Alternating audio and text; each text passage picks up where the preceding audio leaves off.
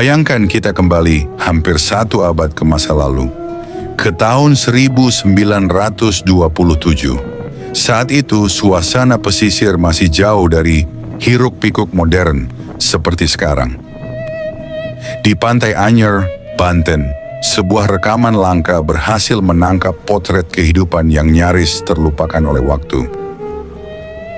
Dalam rekaman ini, kita tidak hanya melihat hamparan pantai, tetapi juga jejak sejarah, ombak yang sama, garis pantai yang mungkin telah berubah, serta aktivitas manusia di masa kolonial yang memberi gambaran bagaimana kehidupan saat itu berlangsung.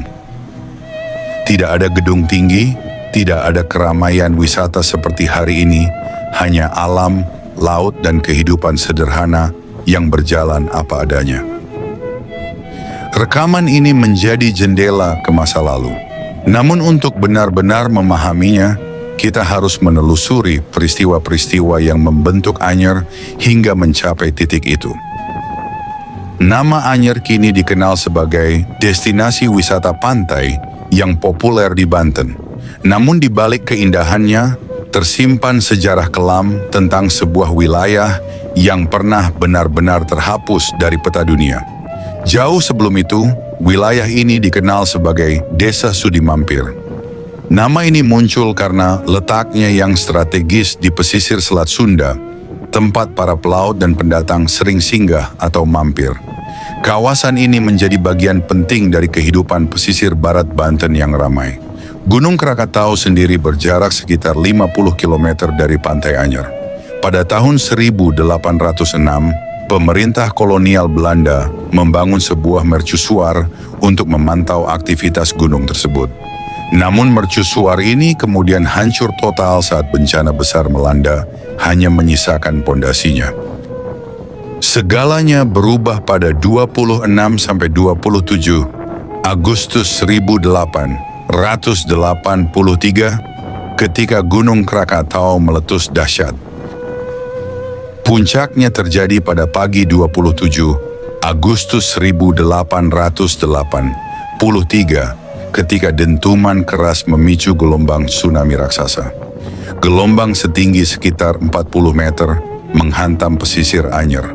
Air bah meluluh lantakkan bangunan dan menyeret apapun yang dilaluinya jauh ke daratan. Seluruh desa di sepanjang garis Pantai Anyer hingga Merak dilaporkan musnah. Rumah, perkebunan, hingga infrastruktur kolonial lenyap, tertimbun abu vulkanik tebal. Selain itu, Gunung Rakata terbelah menjadi 2 akibat letusan tersebut. Penampangnya memperlihatkan jalur-jalur magma yang membeku menjadi basal, memberikan gambaran jelas tentang isi perut gunung berapi itu. Salah satu bukti nyata kedahsyatan itu adalah bongkahan batu karang seberat sekitar 600 ton yang terlempar dari laut ke daratan Pantai Anyer.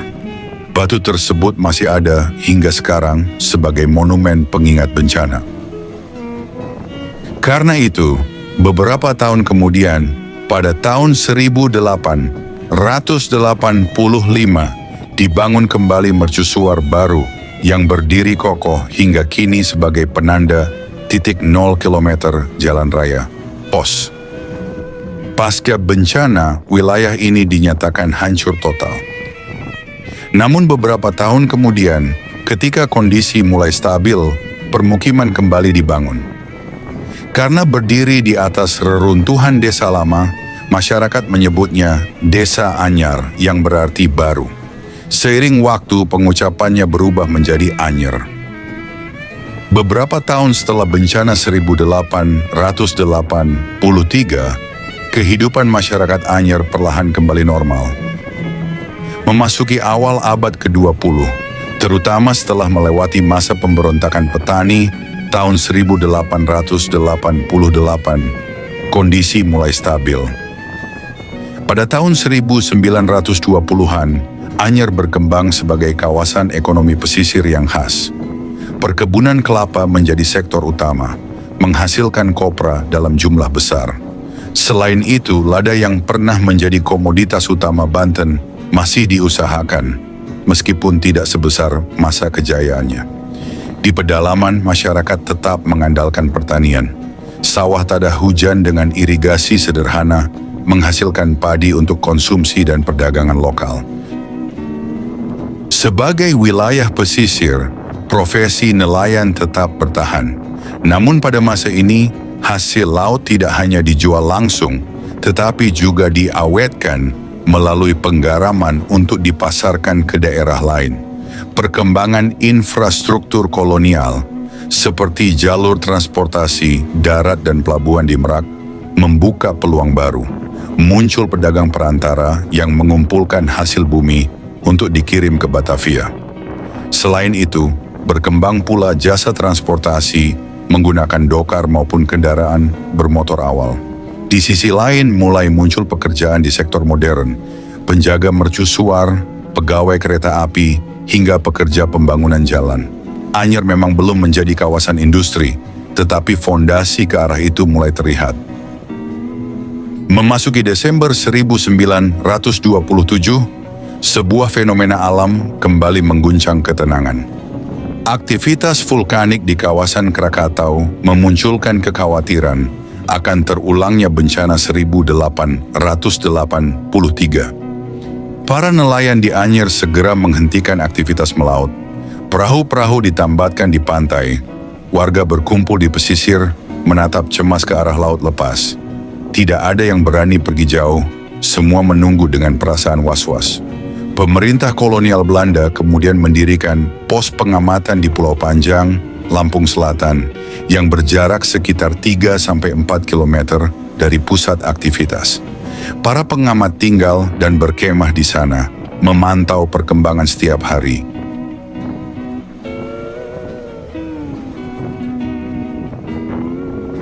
Mereka bahkan berani mendekati lokasi letusan menggunakan kapal layar bermotor.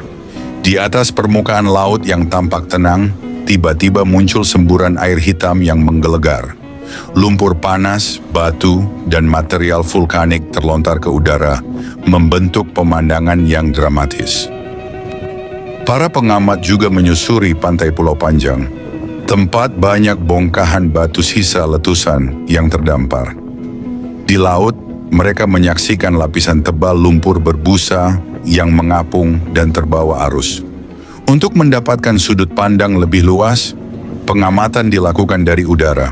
Dari wilayah Anyer, para peneliti terbang menggunakan pesawat. Dari ketinggian, terlihat jelas dinding curam Gunung Rakata serta material vulkanik yang terus menumpuk di sekitar kawah bawah laut. Perlahan, aktivitas ini membentuk daratan baru. Hanya dalam beberapa minggu, muncul sebuah pulau kecil memanjang yang kemudian dinamai Anak Krakatau. Gunung muda ini terus tumbuh dengan letusan berbentuk bola yang mendorong air laut ke atas, membentuk kubah sebelum akhirnya pecah. Di balik pengamatan ilmiah itu, terdapat kisah berat yang dijalani para peneliti di Pulau Panjang. Mereka hidup dalam kondisi serba terbatas. Air tawar harus didatangkan dari Anyer, sehingga penggunaannya sangat hemat.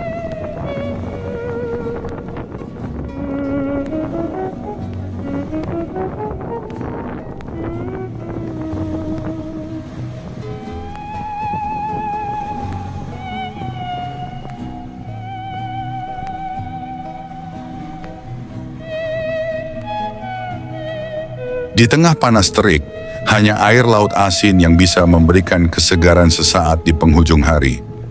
Mereka tinggal di tempat sederhana, bahkan seismograf dipasang di dalam gubuk bambu kecil. Meski demikian, kewaspadaan tidak boleh lengah.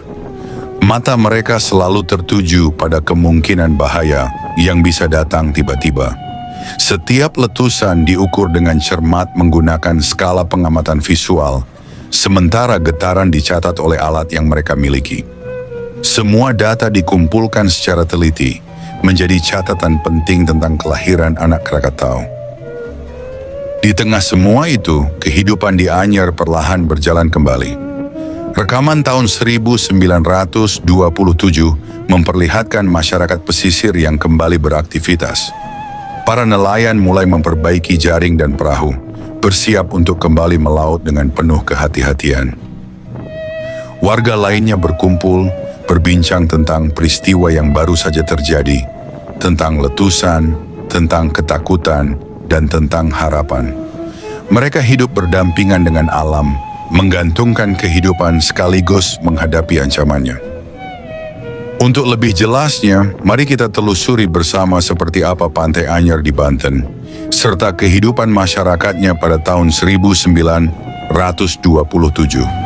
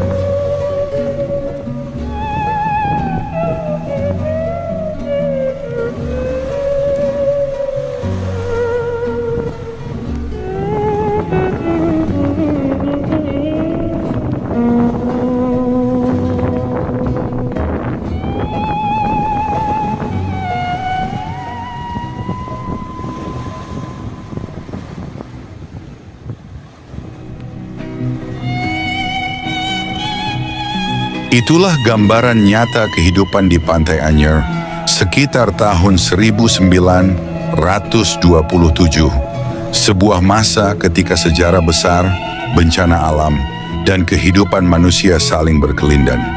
Dari kehancuran tahun 1883, kebangkitan kembali, hingga kemunculan anak Krakatau, semuanya terekam dalam perjalanan waktu yang panjang. Rekaman ini bukan sekadar gambar bergerak, melainkan saksi bisu dari masa ketika manusia belajar hidup di bawah bayang-bayang kekuatan alam.